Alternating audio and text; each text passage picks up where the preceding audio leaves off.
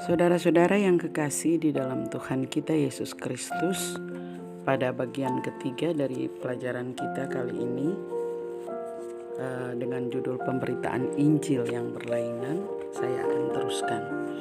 Meskipun sudah diperingati jelas bahwa banyak macam Injil atau ajaran diberitakan sekarang, banyak rencana keselamatan ajaran yang saling bertentangan dan lain-lain yang diberitakan.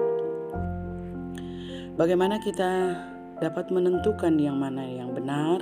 Sudah kita jelaskan di dalam bagian pertama dan kedua. Yang pertama adalah kita harus kembali kepada Alkitab untuk kebenaran tentang Injil tentunya. Firman Allah adalah sumber segala kebenaran tentang Injil Kristus. Kita boleh baca fakta-fakta Injilnya di dalam pertama Korintus 15 ayat yang pertama sampai dengan 4, dan perintah-perintah Injil di dalam Markus 16 ayat yang ke-15, kemudian Kisah Para Rasul 2 ayat 38. Segala rasa bimbang, salah paham, dan segala pertanyaan tentunya dapat dijawab atau diselesaikan dengan perkataan Allah melalui firman-Nya. Yang kedua, menolak ajaran Injil yang bertentangan dengan firman Allah.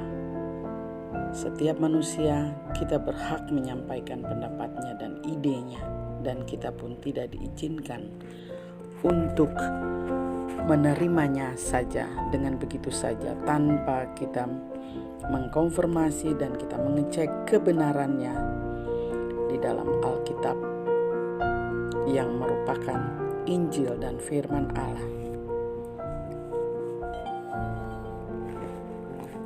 Yang ketiga, berita-berita yang saat ini diajarkan oleh para pelayan Kristus tentunya benar-benar dengan tujuan untuk membawa kesatuan dan mengerti tentang keselamatan sesuai apa yang diajarkan oleh firman Tuhan. Tetapi kembali kita harus mengeceknya, kita harus betul-betul mengerti bahwa itu harus bersetuju dan sesuai dengan apa yang tertera, apa yang terdapat di dalam pemahaman firman Allah dalam Alkitab. Kita harus berhati-hati juga kepada orang-orang yang membawa ajaran-ajaran yang mengatasnamakan ajaran Kristus.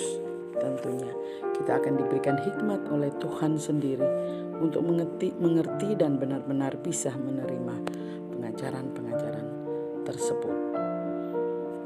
Injil yang baru yang sedang diberitakan oleh para penginjil-penginjil saat ini, mereka sering mengatasnamakan bahwa pengajaran Injil ini adalah setuju atau sesuai dengan Alkitab.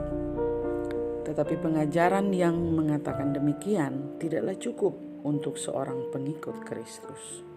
Selain dia harus mengikuti apa yang tertera di dalam Alkitab, dia harus mengerti betul-betul apa yang diajarkan oleh para penginjil-penginjil saat ini.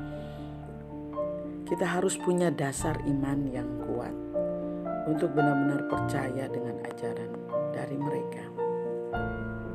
Sebab Injil yang berbeda adalah kebinasaan bagi orang yang memberitakannya. Hal ini dalam pelajaran kedua juga sudah saya sampaikan.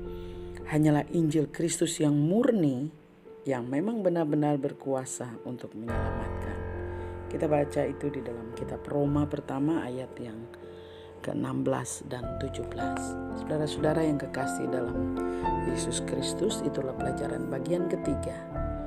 Masih ada satu bagian lagi untuk penutup dari topik kita tentang pemberitaan Injil yang berlainan. Tuhan Yesus memberkati.